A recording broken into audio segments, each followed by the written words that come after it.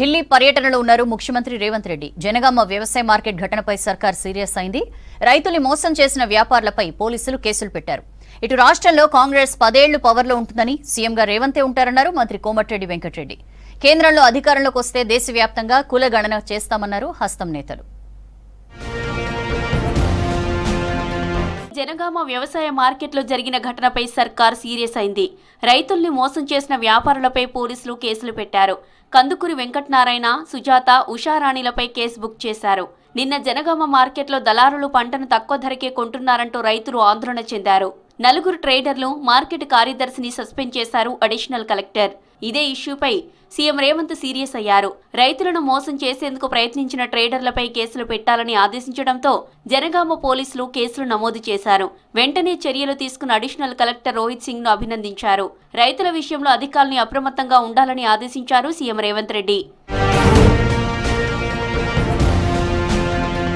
తెలంగాణలో కాంగ్రెస్ 10 ఏళ్లు అధికారంలో ఉంటుందన్నారు రాష్ట్ర మంత్రి కోమటిరెడ్డి వెంకటరెడ్డి. ఈ 10 ఏళ్లు రేవంత్ రెడ్డి సీఎంగా ఉంటారని చెప్పారు. నల్గొండ జిల్లా కేంద్రంలోని ఈద్గా దగ్గర జరిగిన రంజాన్ వేడుకల్లో పాల్గొన్నారు మంత్రి. కాంగ్రెస్ లో ఎలాంటి గ్రూపులు లేవని, ఏక్నాథ్ సింధేలు లేరని క్లారిటీ ఇచ్చారు. బీఆర్ఎస్ ఒక్క ఎంపీ సీటు గెలిచినా తాను దేనికైనా సిద్ధమని సవాల్ చేశారు మంత్రి కోమటిరెడ్డి. హరీష్ రావు గారు ఈ ప్రభుత్వం ఎన్ని రోజులు ఉంటుందో తెలియదు. ఆయన మహేశ్వర్ రెడ్డి అని ఒక ఆయన ఈ రోజు దీంట్లోనే 5 గ్రూపులు ఉన్నాయని చెప్పి నేను ఒకటే మాట చెప్పదలుచుకున్నా. మీరు విజ్ఞతతో మాట్లాడండి. మీరు ప్రజాస్వామ్యంలో ఎన్నికలు జరిగిన తర్వాత 5 ఏళ్ల వరకు ఆ ప్రభుత్వం ఉంటుంది.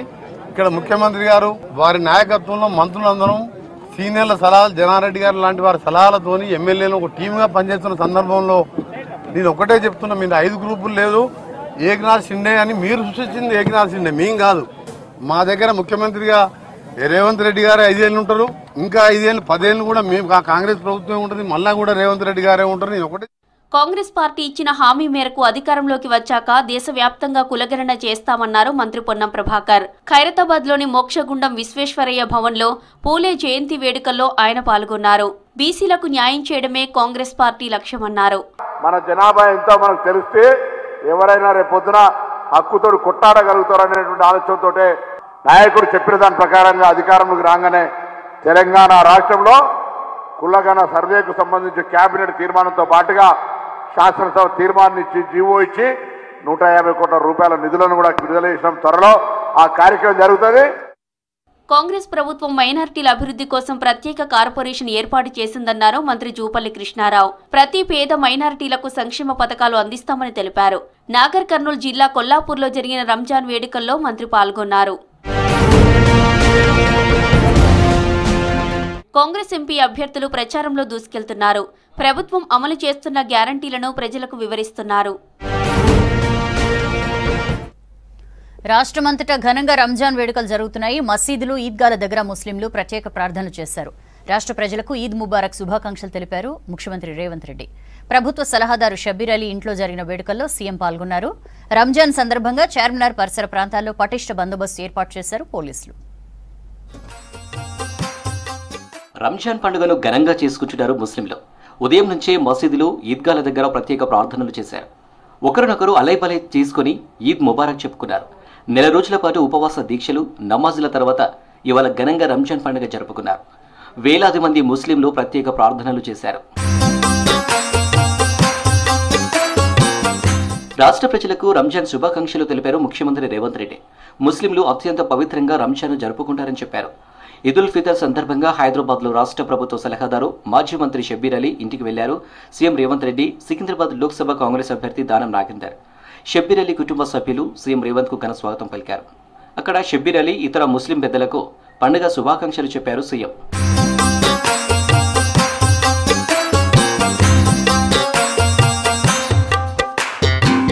రంజాన్ పండుగ లౌకికవాదానికి ప్రతీకగా నిలుస్తుందన్నారు మంత్రి తుమ్మల నాగేశ్వరరావు. ఖమ్మం గొల్లగూడెం రోడ్డు సమీపంలోని ఈద్గాలో ప్రత్యేక ప్రార్థనలు చేశారు.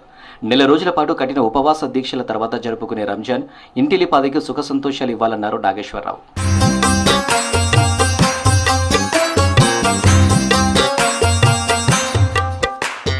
రంజాన్ ప్రార్థనల్లో పాల్గొన్నారు చెన్నూరు ఎమ్మెల్యే వివేక్ వెంకటస్వామి. మందమరిలోని ఈద్గాలో ముస్లిం సోదరులతో కలిసి ప్రత్యేక ప్రార్థనలు చేశారు. అందరికీ రంజాన్ పర్వదిన శుభాకాంక్షలు తెలిపారు. ఇటు మంచిర్యాల జిల్లా కేంద్రంలో రంజాన్ వేడుకల్లో పాల్గొన్నారు మంచిర్యాల ఎమ్మెల్యే ప్రేమ్సాగర్రావు, కాంగ్రెస్ ఎంపీ అభ్యర్థి వంశకృష్ణ. రామకృష్ణాపూర్లో పాత పోలీస్ స్టేషన్ దగ్గర ఈద్గాలో ముస్లిం సోదరులతో కలిసి ప్రత్యేక ప్రార్థనలు చేశారు.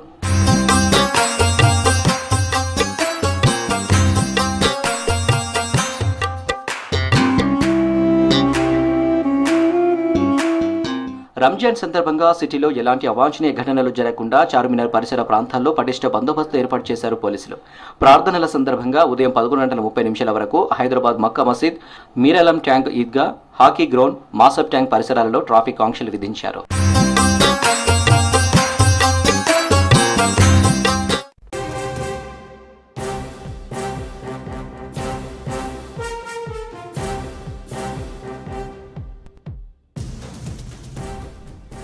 ఫోన్ ట్యాపింగ్ కేసుకు సంబంధించి తెలంగాణ ప్రభుత్వం కీలక నిర్ణయం తీసుకుంది. ఈ కేసు కోసం ప్రత్యేక పబ్లిక్ ప్రాసిక్యూటర్ను నియమించింది. సీనియర్ న్యాయవాది సాంబశివారెడ్డిని ప్రత్యేక పబ్లిక్ ప్రాసిక్యూటర్గా నియమిస్తూ ఉత్తర్వులు జారీ చేసింది. జీవో ఆధారంగా ఇందుకు సంబంధించి కోర్టులో పంజగుట్ట పోలీసులు మెమో దాఖలు చేశారు. ఈ ప్రత్యేక పబ్లిక్ ప్రాసిక్యూటర్ నియామకంపై నాంపల్లి కోర్టు ఈ నెల 15న నిర్ణయం తీసుకోనుంది.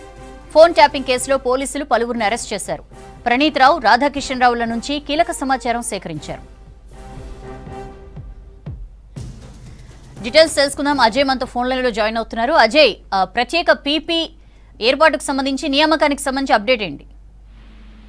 రాష్ట్ర వ్యాప్తంగా సంచలనంగా మారిన ఫోన్ ట్యాపింగ్ వ్యవహారానికి సంబంధించి ఇప్పటికే 4 పోలీసు అధికారులను అరెస్ట్ చేసిన విషయం తెలిసిందే. వాళ్ళ నుండి చాలా కీలకమైన సమాచారం కూడా సేకరించారు. సో ఈ ఫోన్ ట్యాపింగ్ సంబంధించి ఒక ప్రత్యేకమైన పీపీని నియమించాలని ఏదైతే కోర్టులో పంజగుట్ట పోలీసులు జీవో ఆధారంగా ఒక మెమోనైతే దాఖలు చేశారు. దానికి సంబంధించి మనకు అందుతున్న ఇన్ఫర్మేషన్ ని బట్టి ఇప్పటికే ప్రభుత్వం సీనియర్ న్యాయవాది సాంబశివరెడ్డిని నియమిస్తూ ఉత్తర్వులు అయితే జారీ చేసింది. ఎందుకంటే ఈ కేసు సంబంధించి తరచుగా అరెస్టులు జరుగుతున్నాయి. తరచుగా ఎవరైతే అరెస్ట్ చేస్తున్నారో వాళ్ళందరినీ కోర్టులో ప్రొడ్యూస్ చేయడము, దాంతో పాటు అటు రిమాండా లేకపోతే కస్టడీకి సంబంధించి ఎప్పటికప్పుడు కూడా యాక్టివిటీ అనేది చాలా ఫాస్ట్ గా జరుగుతున్న క్రమంలో ఈ కేసు సంబంధించి స్పెషల్ గా ఇది రాష్ట్ర వ్యాప్తంగా కొంతవరకు హాట్ టాపిక్ గా మారింది, ఒక సెన్సేషనల్ కేసుగా మారింది. కాబట్టి ఈ కేసు సంబంధించి ప్రత్యేకమైన పీపీని నియమిస్తే మంచిది అనే ఒక ప్రతిపాదన తెరపైకి రావడం, దానికి సంబంధించి ఇప్పటికైతే సాంబశివరెడ్డిని నియమిస్తూ అయితే ఉత్తర్వులు జారీ చేశారు. అయితే దీనిపైన ఈ నెల 15వ తేదీ నాంపల్లి కోర్టు ఒక నిర్ణయం తీసుకొని ఉన్నట్లయితే మనకి బేసిక్ గా సమాచారం అందుతుంది. మొత్తానికి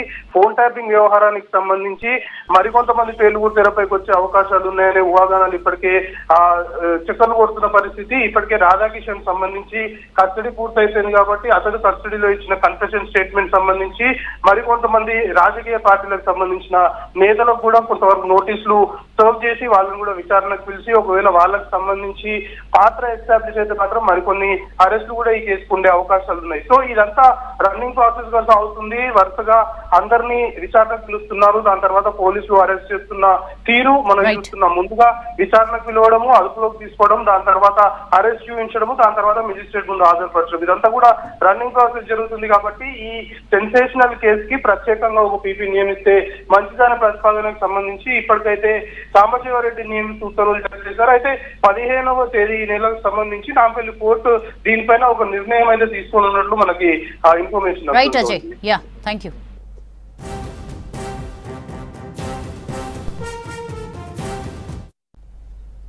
ఫోన్ ట్యాపింగ్ కేసులో విచారణ పారదర్శకంగా కొనసాగుతోందన్నారు హైదరాబాద్ సిపి కొత్తకోట శ్రీనివాసరెడ్డి. సమయం వచ్చినప్పుడు అన్ని వివరాలు చెప్తామన్నారు. పొలిటికల్ లీడర్ల నోటీసులపై త్వరలో వెల్లడిస్తామన్నారు సిపి. సిటీలో ఎలాంటి ఇబ్బందులు లేకుండా రంజాన్ ముగిసిందన్నారు CP Srinivas. Going on right lines, we'll do it purely objectively and at right time we'll definitely tell you. Hyderabad City Police tarafuna Hyderabad వాసులందరికీ, ముస్లిం సోదరులకు, పిల్లలకు అందరికీ రంజాన్ శుభాకాంక్షలు. ఈ సంవత్సరం అందరూ కూడా సుఖ సంతోషాలతో ఉండాలని, సిటీ యొక్క అభివృద్ధికి అందరం కూడా ఇతోధికంగా సహాయపడదామని విజ్ఞప్తి చేస్తూ మరొకసారి అందరికీ ఈద్ ఉల్ ఫితర్ శుభాకాంక్షలు. బీజేపీ అభ్యర్థులు ప్రచారాన్ని మరింత ముమ్మరం చేశారు. చాయ్ పే చర్చ కార్యక్రమంలో పాల్గొంటూ ప్రజా సమస్యల్ని తెలుసుకుంటున్నారు. 10 ఏళ్ల పాలనలో మోదీ ప్రభుత్వం చేసిన అభివృద్ధిని వివరిస్తున్నారు. ఎన్నికల్లో ఇచ్చిన 6 గ్యారంటీలను కాంగ్రెస్ అమలు చేయలేదని ప్రజల్లోకి తీసుకెళ్తున్నారు. ఇటు మహాత్మా జ్యోతిరావు పూలే జయంతి కార్యక్రమాల్లో పాల్గొన్న నేతలు ఘన నివాళి అర్పించారు.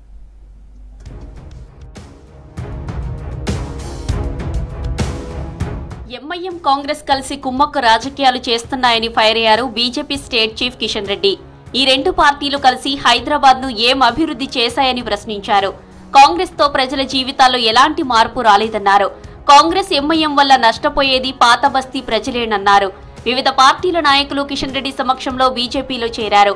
హైదరాబాద్ లో ఓవైసీని ఓడించి తీరుతామన్నారు Kishan Reddy. MIM party BRS party ఓడిపోయి కాంగ్రెస్ రాగానే ఈ రోజు ప్లేట్ ఫిరాయించి కాంగ్రెస్ పక్కన చేరడం జరిగింది. రజాకార్ల వారసత్వంతో వచ్చినటువంటి పచ్చి మతోన్మాద పార్టీ అయినటువంటి పాత నగరాన్ని అభివృద్ధి కాకుండా ఇష్టారాజ్యంగా వ్యవహరిస్తూ ఈ రోజు అధికారంలోకి వచ్చినటువంటి కాంగ్రెస్ పక్కన చేరడం జరిగింది. ఎంఐఎం పార్టీకి 2 ఎజెండాలు ఉంటాయి. ఒకటి, తన నేర రాజకీయాలను చీకటి వ్యాపారాలకు ప్రభుత్వం అండ కావాలి. రెండోది, భారతీయ జనతా పార్టీని వ్యతిరేకించాలి. సికింద్రాబాద్ పార్లమెంటు నియోజకవర్గంలో ఎన్నికల ప్రచారంలో పాల్గొన్నారు కేంద్ర మంత్రి బీజేపీ ఎంపీ అభ్యర్థి కిషన్ రెడ్డి. ముషీరాబాద్ అసెంబ్లీ నియోజకవర్గంలో పర్యటించారు కిషన్ రెడ్డి. మహాత్మా జ్యోతిరావు పులే జయంతి సందర్భంగా అంబర్పేట్ అలీ కేఫ్ చౌరస్తాలో ఆయన విగ్రహానికి నివాళులర్పించారు. తర్వాత గల్లీలో పర్యటిస్తూ బీజేపీకి ఓటేయాలని ప్రజలను కోరారు కిషన్ రెడ్డి.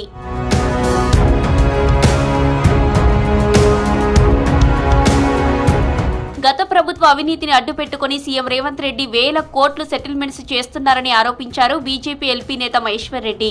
పార్థసారథి రెడ్డికి చెందిన హెటిరో డ్రగ్స్ కి ఇచ్చిన 15 ఎకరాల ల్యాండ్ విషయంలో పెద్ద సెటిల్మెంట్ జరిగిందన్నారు. జీవో 37 ఇచ్చి పార్థసారథికి సీఎం రేవంత్ సహకరించారని చెప్పారు.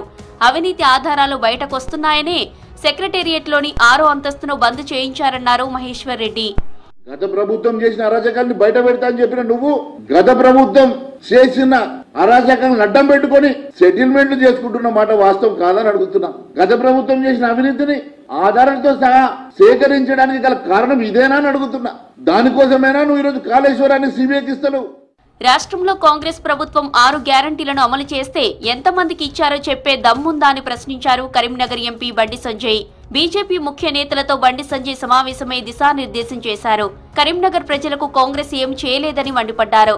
కరీంనగర్ ను తామే అభివృద్ధి చేశామని బీఆర్ఎస్ అభ్యర్థి ప్రచారం చేసుకోవడం సిగ్గుచేటన్నారు బండి సంజయ్. కాంగ్రెస్ బీఆర్ఎస్ 2 పార్టీల లక్ష్యం ఏంటంటే మనం ఇద్దరం కలిసి ఉండాలి, బండి సంజయ్ ని ఓడగొట్టాలి, నరేంద్ర మోడీ గారిని ప్రధానమంత్రి చేయకుండా మనం చూడాలి. ఇదే ఈ 2 పార్టీల యొక్క అండర్స్టాండింగ్. లోపాయకారత్వ ఒప్పందం వీలదే. కాబట్టి అందుకే వాళ్ళిద్దరు కలిసి ఉంటారు, తిట్టుకున్నట్టు చేస్తారు, విమర్శించుకున్నట్టు చేస్తారు. ఇద్దరు కలిసి తిట్టేది ఎలా భారతీయ జనతా పార్టీ. జ్యోతిరావు పులే ఆశయాలకు అనుగుణంగా మోదీ ప్రభుత్వం పనిచేస్తోందన్నారు ఎంపీ లక్ష్మణ్. గత పాలకులు విస్మరించిన వర్గాలకు మోదీ మళ్లీ సముచిత స్థానం కల్పిస్తున్నారన్నారు. హైదరాబాద్ లోని బీజేపీ స్టేట్ ఆఫీసులో పులే జయంతి కార్యక్రమంలో ఎంపీ లక్ష్మణ్ తో పాటు ఓబీసీ మోర్చా నాయకులు పాల్గొన్నారు. అభినవ పూలే నరేంద్ర మోదీ అన్నారు లక్ష్మణ్. నరేంద్ర మోడీ గారు ఇవాళ మహాత్మా జ్యోతిబా పులే యొక్క స్ఫూర్తికి అనుగుణంగా వారి యొక్క ప్రేరణను తీసుకొని ఒక అభినవ మహాత్మా జ్యోతిబా పులేగా నరేంద్ర మోడీ గారు ఇవాళ బడుగు బలహీన వర్గాలచే కొనియాడబడుతూ వారిని గుర్తించినటువంటి మొదటి వ్యక్తి నరేంద్ర మోడీ గారు. ఓట్ల కోసమే కాంగ్రెస్ జై శ్రీరామ్ అంటుందని విమర్శించారు నిజామాబాద్ ఎంపీ అరవింద్. నిజామాబాద్ జిల్లా కేంద్రంలోని దుబ్బాక ప్రాంతంలో నిర్వహించిన చాయ్ పే చర్చ కార్యక్రమంలో పాల్గొన్నారు. సీఏఏకు వ్యతిరేకంగా ఆందోళన చేసిన కాంగ్రెస్ అభ్యర్థి జీవన్ రెడ్డికి హిందూ ఓట్లు అడిగే అర్హత లేదన్నారు అరవింద్. జీవన్ రెడ్డి గారు రామ మందిర నిర్మాణాన్ని కూడా స్వాగతిస్తున్నట్టు ఒక స్టేట్మెంట్ ఇస్తే బాగుంటుంది. ఒకవేళ సీఏఏకి ఆయన ఇంకా విరుద్ధం ఉంటే ఇప్పుడు కూడా టోపీలు పెట్టి 2020 ఎట్లా కొట్లాడిండు అట్లనే కొట్లాడాలా. హిందువుల మీద ఎలక్షన్ల కోసం ప్రేమ చూపెట్టకుంటే పర్మనెంట్ ప్రేమ చూపిస్తే బాగుంటుంది. ఎలక్షన్ల కోసం ప్రేమ చూపించడం తప్పు. లోక్సభ నియోజకవర్గాల వారీగా ప్రచారం చేస్తున్నారు బీజేపీ అభ్యర్థులు.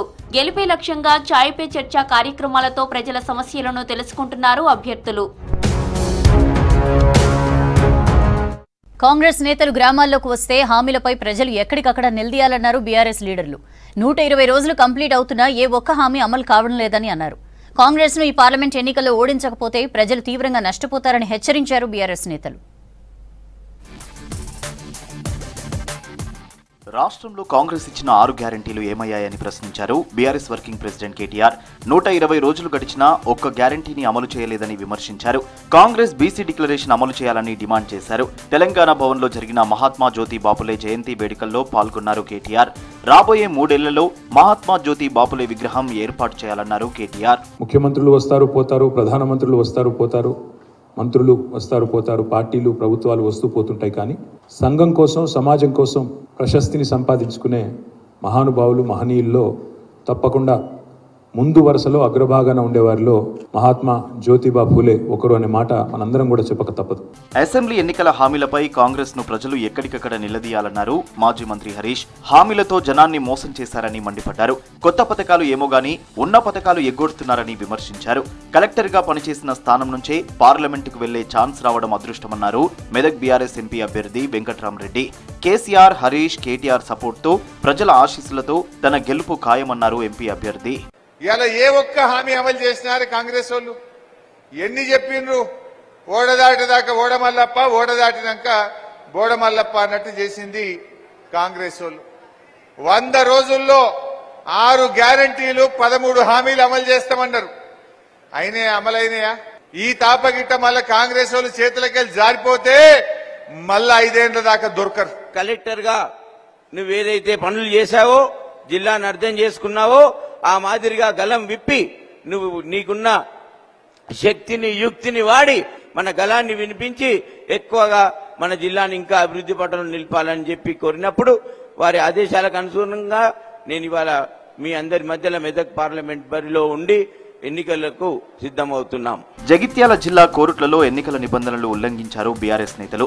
ముస్లింల ప్రార్థనా ప్రాంతాల్లో ఎన్నికల కరపత్రాలు పంపిణీ చేశారు బీఆర్ఎస్ నాయకులు. దీనిపై కాంగ్రెస్ నాయకులు ఎలక్షన్ అధికారులకు ఫిర్యాదు చేశారు. దీంతో బీఆర్ఎస్ నాయకుల దగ్గర నుంచి కరపత్రాలు స్వాధీనం చేసుకున్నారు ఎలక్షన్ ఫ్లయింగ్ స్క్వాడ్. ఇటీవల బీఆర్ఎస్ నుంచి కాంగ్రెస్ లో చేరిన ఎమ్మెల్యేలు, నేతలపై ఫైర్ అయ్యారు. హుజూరాబాద్ ఎమ్మెల్యే కౌశిక్ రెడ్డి కేసీఆర్ భిక్షతో గెలిచి ఇప్పుడు పార్టీ మారడం సిగ్గుచేటన్నారు. నిజంగా రోషముంటే రాజీనామా చేసి పోటీ చేసి మళ్లీ గెలవాలన్నారు. పార్టీలు మారిన ఎమ్మెల్యేల ముందు సావు డప్పు కొడతామని హెచ్చరించారు కౌశిక్ రెడ్డి. పార్టీలు మారిన ఎమ్మెల్యేల ఇంటి ముంగట ధర్నాలు చేస్తాం, సావు డప్పు కొడతాం, బిడ్డ మీ సంగతి ఏందో చెప్తాం, మారినో లేదో ఉట్టికి ఇచ్చిపెడతాం అనుకుంటున్నాం. ఎవరిని కూడా ఇచ్చిపెట్టే ప్రసక్తే లేదు. మీరు అన్నం తింటురు అనుకుంటే మీరు మొగోళ్ళే అయితే కేసీఆర్ గారు పెట్టిన భిక్షని రాజీనామా చేసి మీరు మొగోళ్ళు అయితే మళ్ళీ పోటీ చేసి గెలువురా చూస్తాం. చేవెళ్ల సభ కోసం గులాబీ లీడర్లు కసరత్తు చేస్తున్నారు. వరంగల్ ఎంపీ అభ్యర్థిని రేపో మాపో ప్రకటిస్తారని చెబుతున్నారు పార్టీ నేతలు.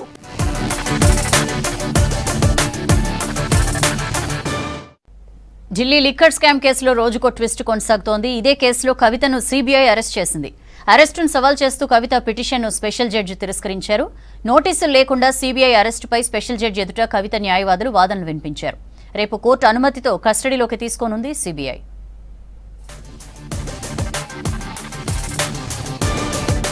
ఢిల్లీ లిక్కర్ స్కామ్ కేసులో రోజు రోజుకు కీలక పరిణామాలు జరుగుతున్నాయి. రౌస్ ఎవెన్యూ కోర్టులో బీఆర్ఎస్ ఎమ్మెల్సీ కవితకు మరోసారి చుక్కెదురైంది. సీబీఐ అరెస్టును వ్యతిరేకిస్తూ దాఖలు చేసిన అత్యవసర పిటిషన్ను ప్రత్యేక జడ్జి తిరస్కరించారు. నోటీసులు లేకుండా కవితను జైల్లో సీబీఐ ఎలా అరెస్టు చేస్తుందని ఆమె తరపు లాయర్లు రానా, మోహిత్ రావు డ్యూటీ మెజిస్ట్రేట్ దగ్గర పిటిషన్ వేశారు. న్యాయవాదుల వాదనల అనంతరం ఇది అత్యవసరంగా విచారించాల్సిన పిటిషన్ కాదని డ్యూటీ మెజిస్ట్రేట్ తెలిపారు. తన ఎదుట లిక్కర్ కేసుకు సంబంధించి ఎలాంటి వాదనలు జరగలేదన్న స్పెషల్ జడ్జి మనోజ్ కుమార్ ఈ కేసులో కవితకు ఎలాంటి రిలీఫ్ ఇవ్వలేనని చెప్పారు. అత్యవసర జడ్జిమెంట్లపై మాత్రమే వాదనలు జరుగుతున్నాయన్నారు ప్రత్యేక న్యాయమూర్తి. రేపు ఉదయం రెగ్యులర్ కోర్టు ఎదుటే అప్లికేషన్ ఫైల్ చేయమని సూచించారు. కవిత దాఖలు చేసిన పిటిషన్ను మెజిస్ట్రేట్ కావేరీ భవేజా ధర్మాసనానికి ప్రత్యేక జడ్జి బదిలీ చేశారు.